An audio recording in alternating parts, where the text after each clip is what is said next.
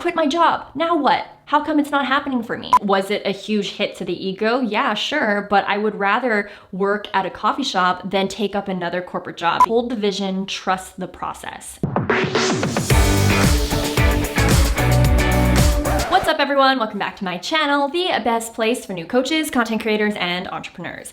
In today's video, I wanted to really reflect back on the last 2 years since quitting my corporate job. I quit my corporate job May of 2018, and I started this YouTube channel July of 2018. So it has been well over 2 years since I quit cold turkey, created this channel, and now have a multi-million-dollar business. And beyond that, we're at a place where not only do I have this business, but I'm also employing other people to work with me in this business. So my transformation since leaving my corporate job has been insane. Like, even looking back, I would not have even fathomed that I would get this far just within those 2 years. And so this video is really here to share some perspective shifts that I've made in the last 2 years, some life lessons that I've learned since quitting my corporate job, because I can assure you right now, the way that I think today is so different than how I was thinking 2 years ago when I was making these videos all about quitting the 9-to-5. And so if you're someone who is either debating on quitting the 9-to-5, or maybe you just quit the 9-to-5, I want to offer some wisdom. I want to offer some perspective changes. I want to offer some insight on things that you might also learn as you grow, as you develop, and as you have and accumulate more life experiences after leaving the 9-to-5. And it doesn't matter if you've left the 9-to-5 to start your own business. It doesn't matter if you've left your 9-to-5 and you have no backup plan and you're super lost, like how I was 2 years ago, or if you're leaving your 9-to-5 for another 9-to-5.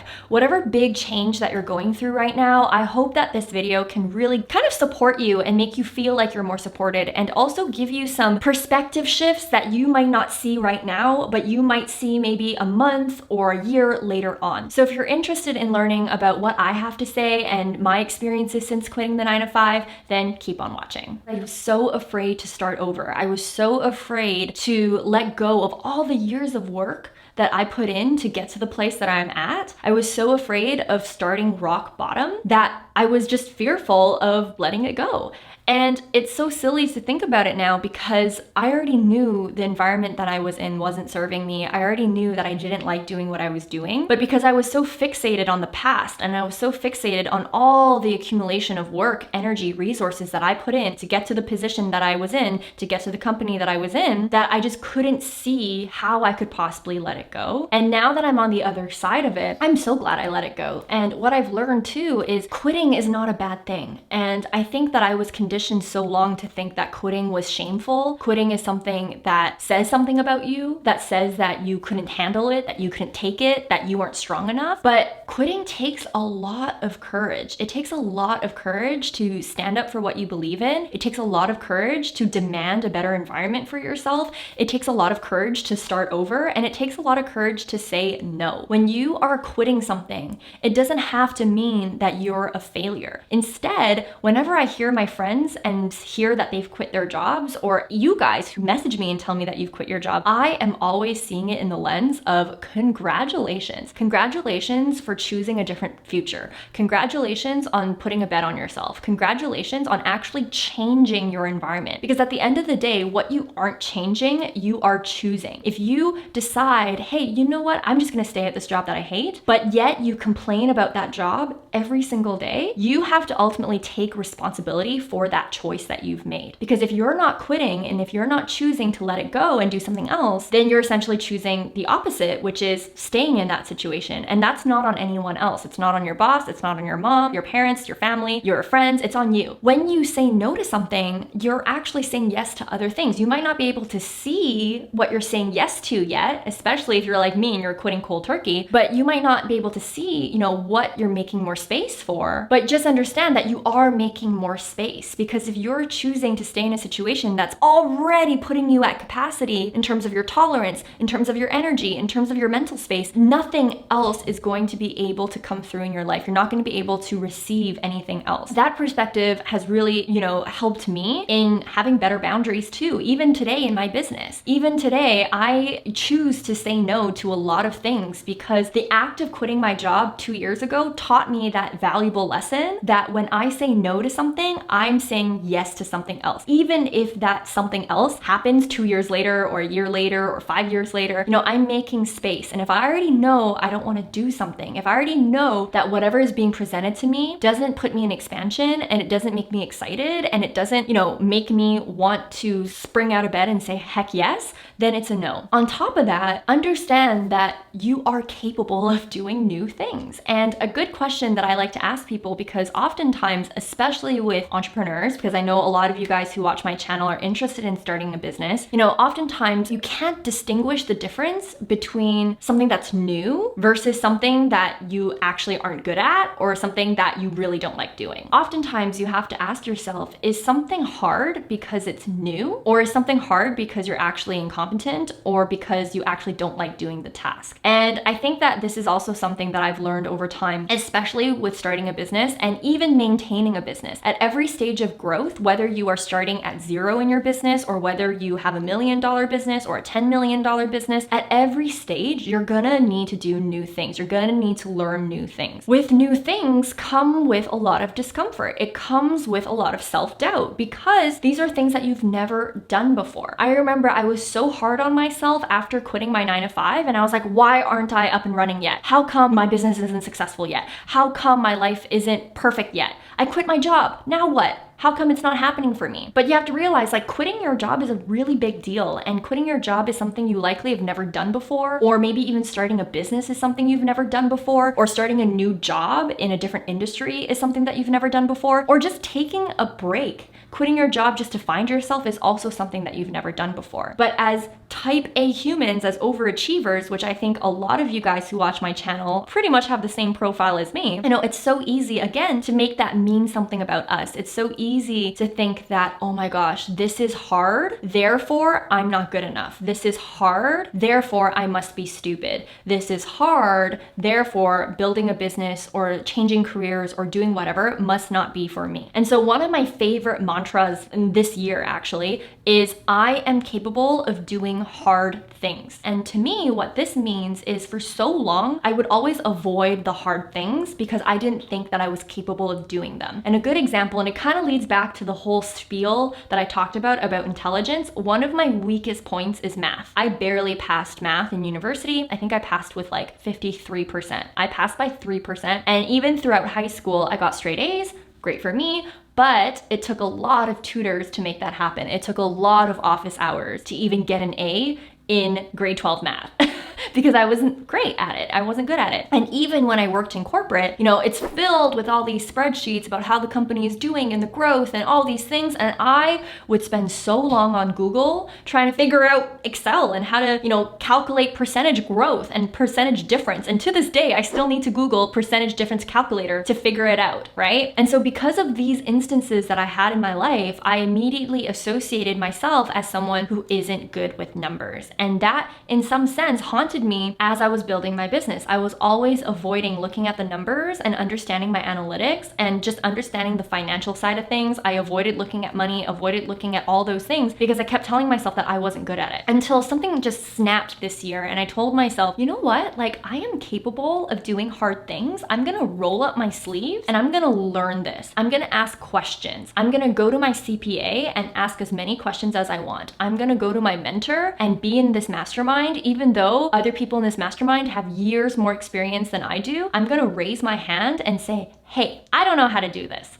Can you help me? Or, hey, I have a question. I know it might be a silly one, but I need to understand these numbers. And fast forward today in my business, my transformation and my relationship with numbers specifically, for you it could be something different, has completely changed. In my business, spreadsheet like a boss. I love reading my numbers. Every week I ask my team to share the numbers. We are so data driven now in my business, and I freaking love it. I love the fact that I can join meetings and understand what we're talking about. I love the fact that I'm able to interpret data on a spreadsheet. Back then, I hated it, and I also associated that with my identity. I said, I'm just someone who's not good with numbers, and therefore don't touch numbers at all. But now that I've overcome that and that I've rolled up my sleeves to learn the numbers, now my identity and my beliefs have completely changed, which shows to me that it's not that I never liked doing numbers, it's just that I never took the time to learn. And I never took the time to learn because I kept telling myself and I kept identifying myself as someone who wasn't good with numbers. What I want to share with you 2 years later since quitting the corporate job is when you quit something to do something new, there are going to be new things that you've never done. And because you've never done them, it's going to be super painful, super uncomfortable, and there will be self-doubt. But just understand that it's okay to start over and that you are capable of learning new things and you're capable of doing hard things. And after you overcome that and after you learn the thing or you do the damn thing, you're then going to be able to truly assess whether it's something that you don't like doing at all or if it's something that you just didn't know how to do,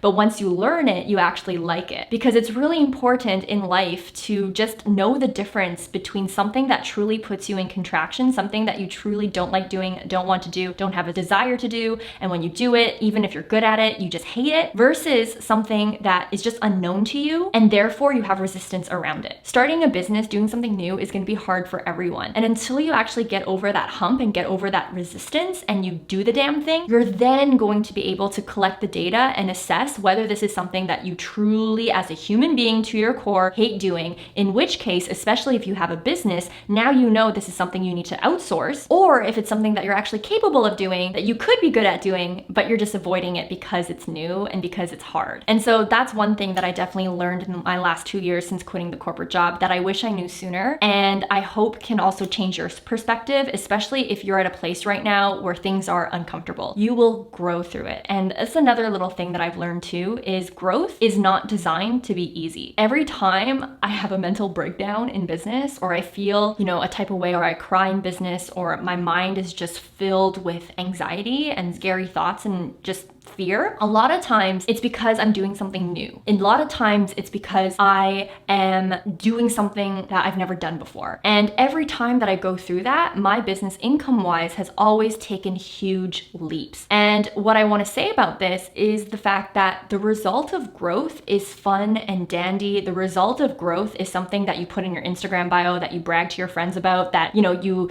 really are proud of. But the process of growth is very uncomfortable. You will cry.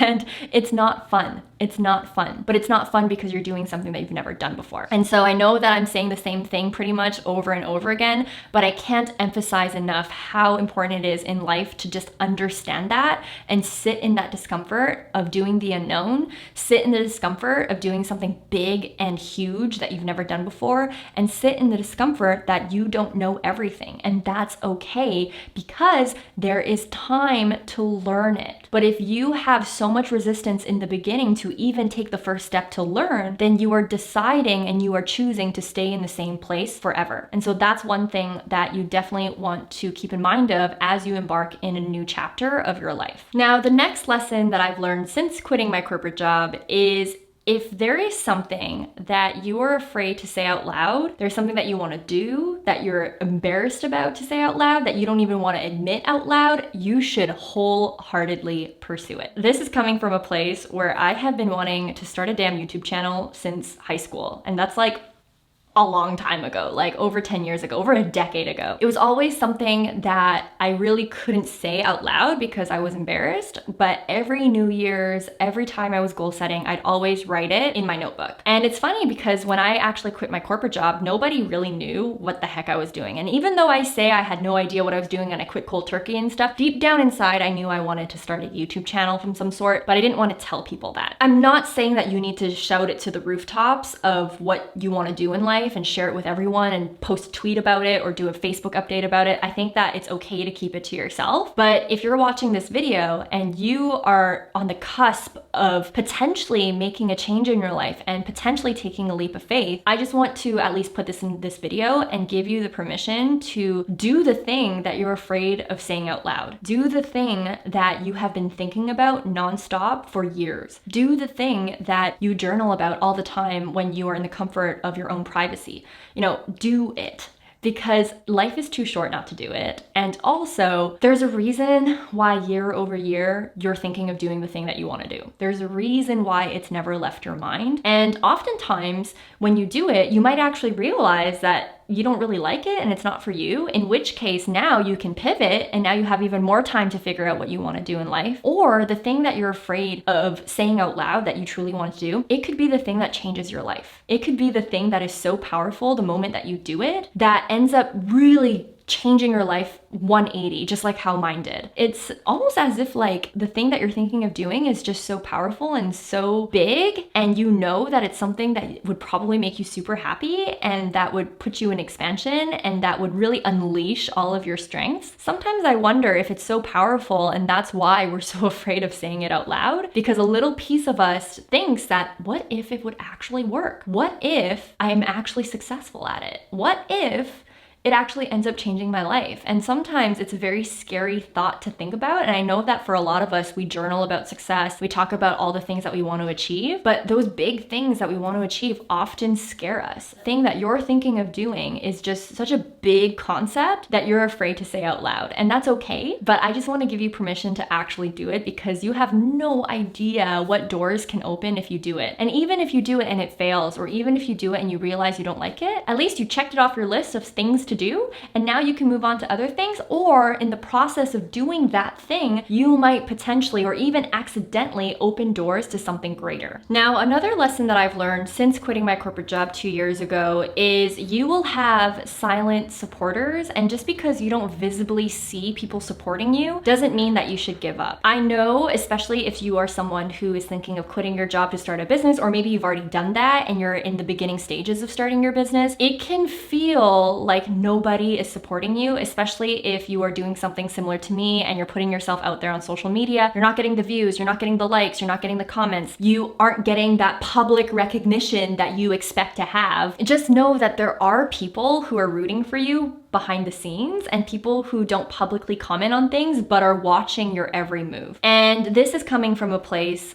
of 2 years later, now that I have built what I've built, I actually get a lot of referrals from people who I used to be friends with, or people I used to go to work with, or I've also had people from my friend circle or my corporate circle buy my program, the Boss Gram Academy, which is insane. I actually have an old manager of mine who enrolled in the program, and I have a few other people that I have crossed paths with in my life that have also enrolled in this program too, and it's incredible to see. And I'm just so glad that in the beginning I continued to create content and I continued to trek on, even though majority of the people that I was doing content for was likely my friends and family. And even if they didn't publicly comment on my stuff, the fact that they know what I was working on helped me in the long run. And what I've learned too is that even though your friends and family might not be your ideal clients or your ideal, customer or whatever, or your ideal subscriber, ideal follower, the fact that they're even aware of what you're doing can truly help you with referrals, can truly help you get closer to people who are going to be interested in your content. So another example is I would not stop sharing my stuff on my personal Instagram, and actually the Instagram that I have today is the same Instagram that I have had since college. I would not stop sharing my stuff. I would not stop posting stories, and I would not stop sharing my stuff to my personal Facebook. I was sharing everything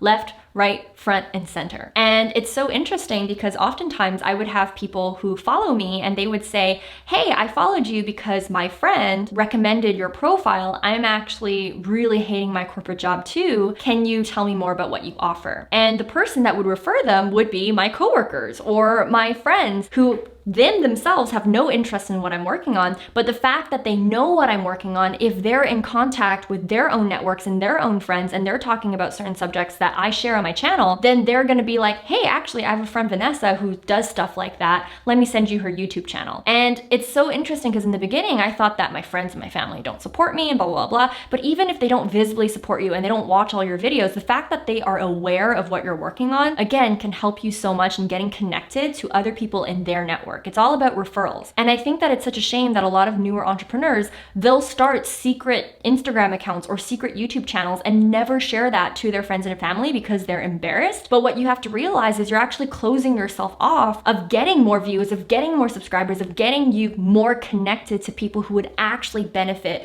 from whatever project or whatever business or whatever path that you're on right now. Don't shy away from sharing things, even if it feels like nobody is supporting your business or nobody nobody's supporting your new career change right from the get-go. But anyways, guys, this video is definitely really long. I hope that it was valuable. I hope I was able to share some perspective and some insights, and I really hope that you, in some sense, feel supported, feel more grounded, or just feel a little bit lighter since watching this video. As always, I post a lot of videos on entrepreneurship, marketing, social media, all the likes of that. So definitely check out these 2 videos that I have right here. If you like this video, share it on your stories. Make sure you don't forget to tag me.